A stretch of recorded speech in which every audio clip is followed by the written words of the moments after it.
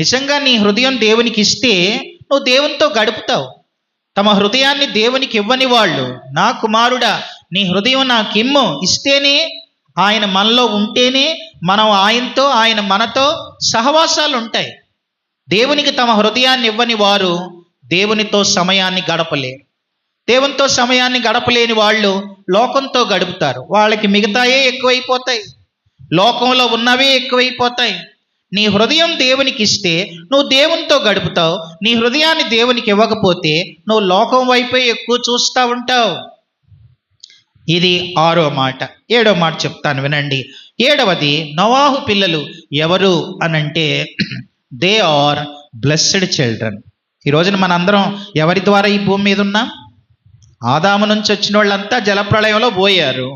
ఇప్పుడు ఈ రోజున మనం భూమి మీద ఉన్నామంటే మనమంతా ఎవరి సంతానం అనంటే వీళ్ళ ద్వారా